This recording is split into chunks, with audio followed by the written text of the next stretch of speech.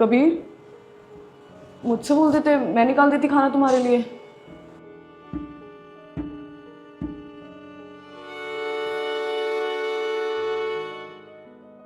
कबीर, मैं तुमसे बात कर रही हूँ। मैं भी तो थी घर में, मुझे उठा देते, मैं निकाल देती खाना। तुम मुझे इग्नोर क्यों कर रहे हो कबीर? मैं तुमसे बात करने की कोशिश कर रही हूँ ना। कोई बात है तो तुम मुझे बताओ। तुम मुझसे बोलोगे नहीं तो मुझे समझ कैसे आएगा कि क्या बात है?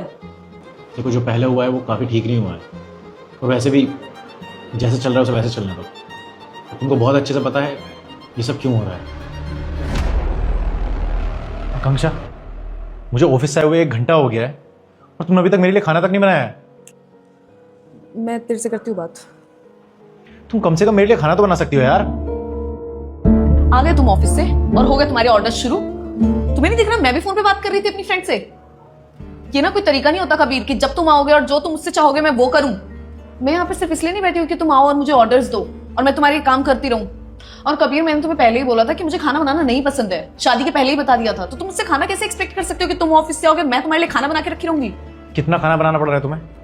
हमारे घर में मेड लगी हुई है और सिर्फ आज के लिए तुम्हें खाना बनाना था। तुम मेरे लिए एक दिन भी खाना नहीं बना सकती? हाँ, नहीं बना सकती। और मुझसे ना ऊंची आवाज में बात करने की जरूरत नहीं है। मैं तुम्हारे यहाँ सुनने के लिए नहीं बैठी हुई हूँ। और तुम्हें जो खाना है ना मंगा के खा लो। मेरे को अपनी फ्रेंड से बात करनी है। तुम एक दिन खाना बना सकती हो और तुम मुझसे इस तरह से बात नहीं कर सकती। कबीर, ऐसी कोई बात नहीं है। 3 महीने हो गए उस बात को। तुम कब तक पकड़ के बैठे रहोगे उस बात को? देखो, जैसा चल रहा है उसको चलने दो। ऐसा ठीक है, क्योंकि मुझे हमारी जिंदगी में और कलेश नहीं करना है। कबीर, ऐसा कुछ भी नहीं। तुम मेरी बात तो सुनो। कबीर, तुम मुझे क्यों इग्नोर कर रहे हो? एटलीस्ट मुझसे बात तो करो, तभी तुम किसी सॉल्यूशन पे आ पाएंगे। और तुम्हें लग रहा है कि ऐसे एक दूसरे को इग्नोर करके, झगड़ा करके कुछ भी फिक्स होने वाला है? आई नो मैंने तुम्हारे साथ गलत बिहेव किया है, तुम्हें डिसरिस्पेक्ट किया है बहुत बार। पर देखो, अब तो हमारी शादी हो गई है। हम दोनों को ही सब कुछ साथ में ठीक करना पड़ेगा। और कब तक तुम मुझे ऐसे इग्नोर करोगे? कबीर, लाइफ ऐसे नहीं चलने वाली है।